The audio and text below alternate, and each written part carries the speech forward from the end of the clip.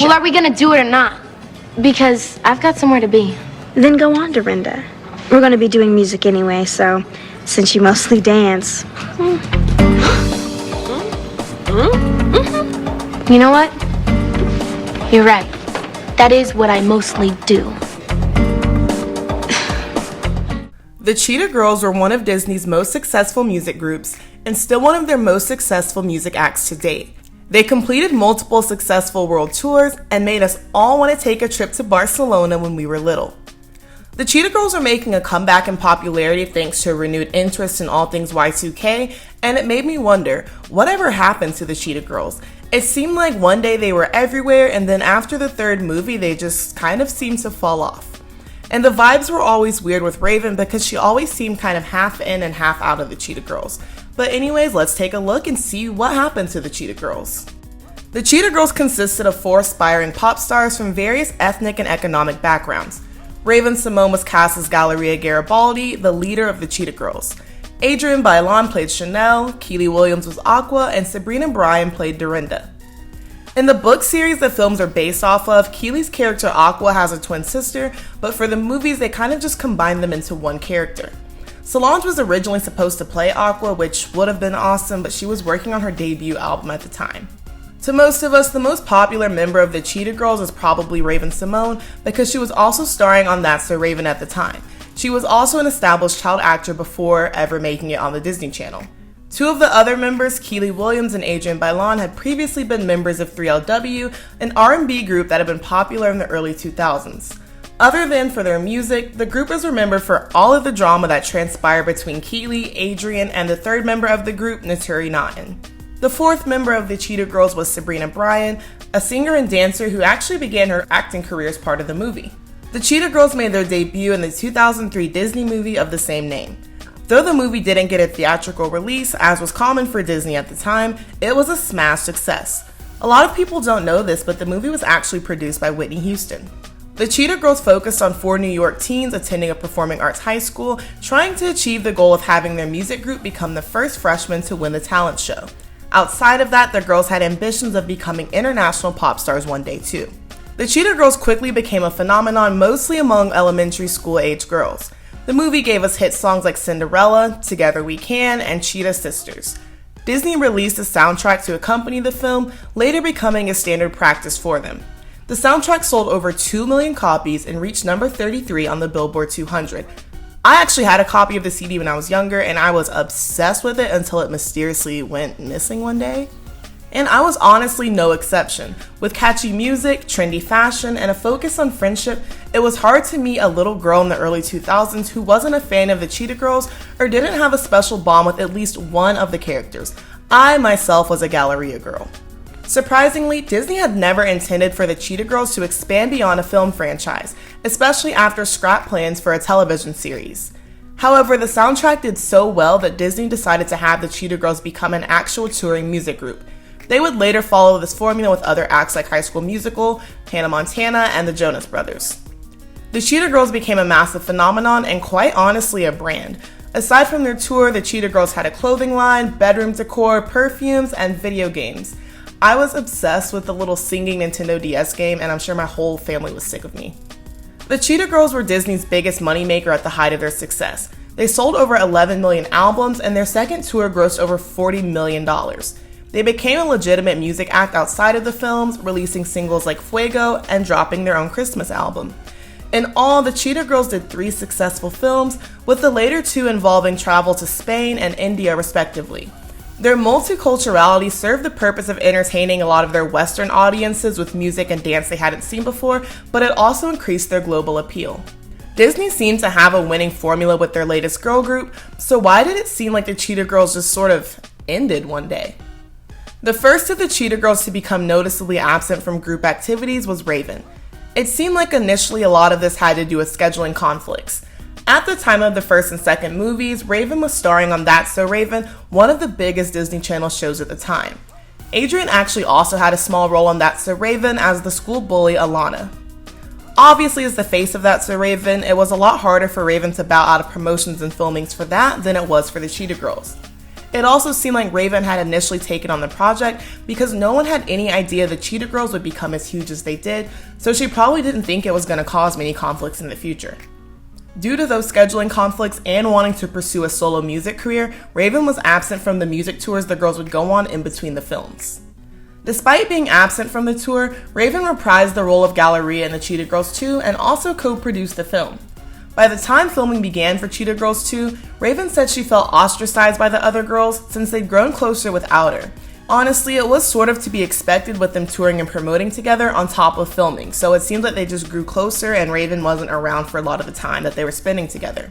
Aside from this, Raven claims that drama on set was also beginning to drive a wedge between her and the other cheetahs. Rumors of infighting surfaced, though it wasn't exactly clear at the time what the problem was. Way later, Raven revealed that the drama was between her and Kiely, and it was so intense that she probably would have gotten arrested in Barcelona were it not for her on-screen mom keeping her cool. To be fair, it has been said numerous times that Kiely is a messy mean girl, and it seems like she was the main source of the drama in 3LW also. Regardless of the beef between Kiely and Raven, the Cheetah Girls 2 was even more successful than the first film. It had us all thinking we could speak Spanish and begging our parents to visit Barcelona.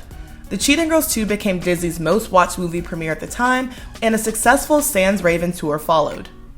After the release of the Cheetah Girls 2, the girls were trying even harder to leverage their success into a music career outside of Disney. They were working on an album of original songs, different from the movie soundtracks that they'd released previously. The Cheetah Girls wanted to create a musical identity separate from Disney, as well as try to appeal to an older fan base. The album was supposed to have songs produced by will.i.am and Timbaland, and though this didn't happen, the album, TCG, was released in late 2007. The album debuted at 44 on the Billboard 200. Raven was noticeably absent from the album. She didn't sing on it, and she wasn't on the cover, and she didn't join the girls on tour that year. It seemed like two versions of the Cheetah Girls were forming, the Disney movie version with Raven and the real-world version without her. Raven instead continued working on a solo music career and continued to act in movies like College Road Trip. Though they were enjoyable, they didn't gain the tens of millions in revenue that the Cheetah Girls activities were. The final Cheetah Girls film, The Cheetah Girls One World, was released in 2008. By this time, the group had been going strong for 5 years. The final film took place in India, and Bollywood heavily influenced the music, choreography, and costuming for the movie. Raven didn't return for the movie at all, leaving Kiely, Sabrina, and Adrienne to attempt to carry the film on their backs. Spoiler alert, they did not. And I think it was for a couple reasons. One, Raven was the most charismatic and most known member of the group. Though it had become expected not to see her on tour, she was still more or less the face of the Cheetah Girls movies. Often her character drove the plot, and it seemed that she was the main character of the movies, despite them being a girl group. With her absent, the movie just seemed to kind of be missing something. After all, Galleria was the only character in the movie who seemed slightly interested in actually becoming a singer and actually trying to work. And it was hard to watch the movie and ignore the elephant in the room that Raven wasn't there at all. Adrienne revealed that with Raven absent, she had to carry the group vocally as far as the soundtrack was concerned, while Kiely and Sabrina focused more on dancing. Sabrina was never much of a singer, and Kiely has since admitted that she can't sing. Another reason was that the fans, as well as the Cheetah Girls themselves, were simply growing up. Fans who were around for the first film were now 5 years older, and their interests had likely matured too. Cheetah Girls 3 had the lowest rated premiere, with only 6 million viewers. I feel like a lot of us don't remember the Cheetah Girls falling off because we just weren't even keeping up with them by then.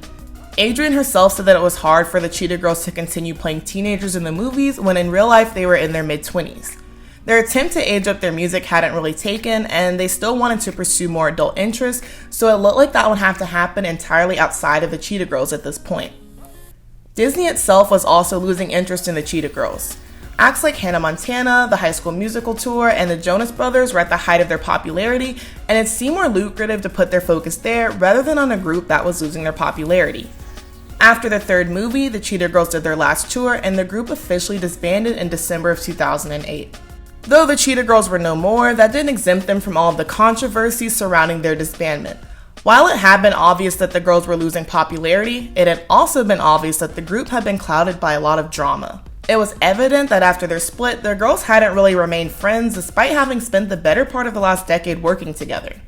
Though they disbanded over a decade prior, the late 2010s and early 2020s were full of Cheetah Girls drama, despite the girls being in their mid-30s and having long since pursued separate careers.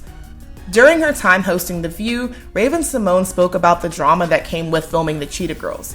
This is where she actually made the comment about thankfully not getting arrested for dragging Kiely in Barcelona. We've known each other for a very long time. A very long time. That's why I can call you Mama. Yes, you can. I love it. She played my mother on the Cheetah Girls 1 and 2, and acted during one of these movies. And if it wasn't for her... Barcelona. Barcelona. If it wasn't for her, y'all would have had to bail me out of jail in Barcelona. Stop it. But we're not going to talk about it. Adrienne and Kiely, who had been bandmates since the late 90s, seem to have turned from close friends to enemies.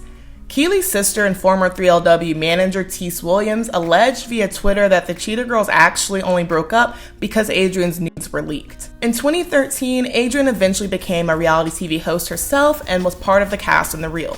In multiple episodes, she alluded to negative experiences she had with a certain group member. She seemed to be talking about Kiely when she mentioned that growing up, she worked with a girl who belittled her and spread rumors about her. I had a best friend for a really long time, one of my childhood best friends, and we're no longer friends. Of course.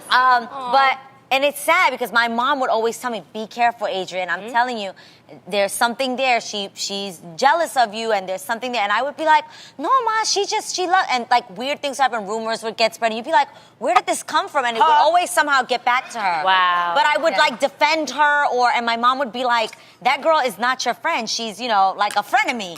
Kiely didn't take too kindly to Adrienne's revelation, though Adrienne never even named her. She went on Instagram Live to refute Adrienne's claims, stating Adrienne would never want to talk things out on The Real because she'd have to admit that she'd been a fake friend. I don't think Adrienne wants to, have live TV with me.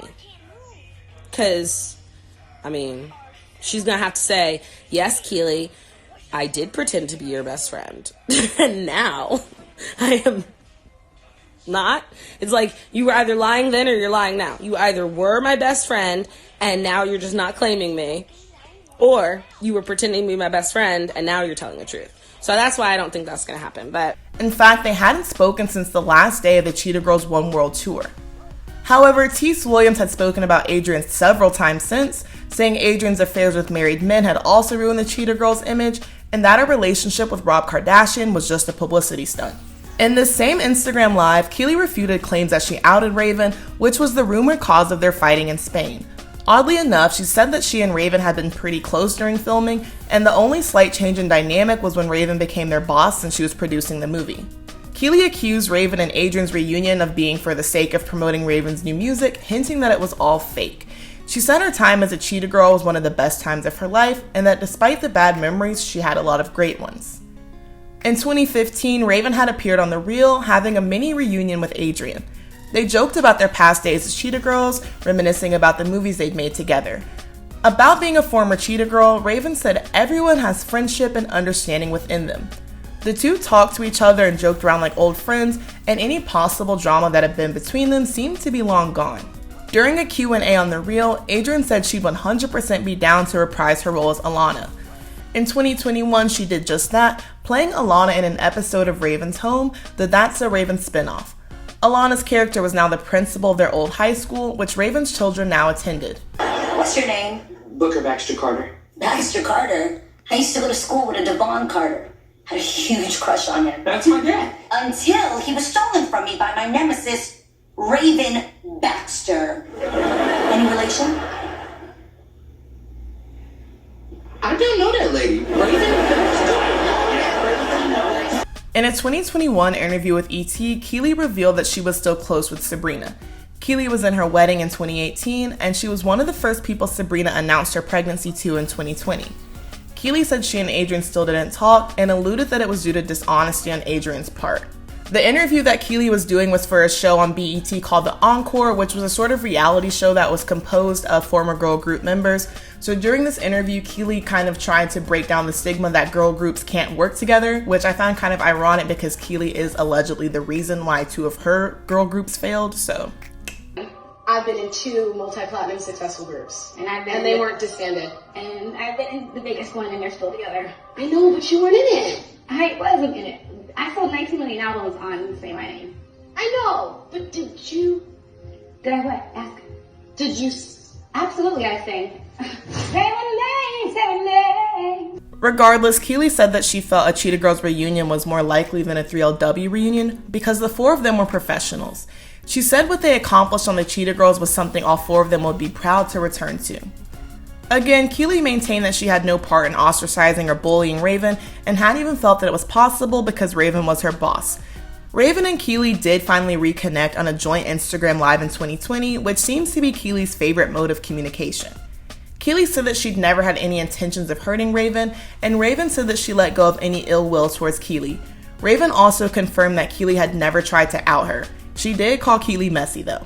Though it seems that Raven and Kiely were able to hash everything out, Kiely was adamant about refusing to make amends with Adrienne. She'd said that Adrienne didn't attend her father's funeral or even bother to reach out to offer her condolences. Kiely said she'd been nothing but a friend to Adrienne, despite how she may have treated other people in the past. Raven tried to advise Kiely to put her pride aside and talk to Adrienne because it could open the door to a possible Cheetah Girls reunion in the future. I think the funniest part of this live was Kiely admitting that the Cheetah Girls 3 flopped just because Raven wasn't in it. It was fine in India. It was fine in the tours. Like, I was India. I was so jealous I got to go to India. Why were you jealous? You could have been. Because my whole house is decorated like India. I know it is. Ooh, that's how serious I was, that I was hurt. That's how serious I was. I didn't even get to go to the country that my whole house is decorated out of. I was hurt, girl.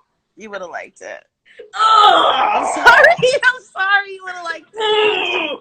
You would have liked it. And the movie would have done better. It honestly seems like the Cheetah Girls broke up for a lot of reasons. Some of them were uncontrollable, like them being phased out by other Disney stars, but a lot of the drama and back and forth definitely wasn't necessary, and it doesn't seem like it helped. It seems like for the most part though, everyone has made their peace, or as much peace as they're willing to make, and have gone on to have their own separate careers and get married. All four of them have said that they're open to a Cheetah Girls reunion, whatever that might look like. It seems like despite any of the drama that the group had, they're all aware of the impact they had on a generation of young girls, and that will always transcend the drama. They certainly wouldn't be the first Y2K besties turn enemies to reunite, so anything could happen. But who knows, only time will tell. Down in the comments, please let me know your favorite Cheetah Girl. If it's anyone other than Galleria or Chanel, please adopt some taste. I will see you guys in my next video. Thank you so much for watching. Be sure to like, comment, and subscribe, and I will see you soon. Bye!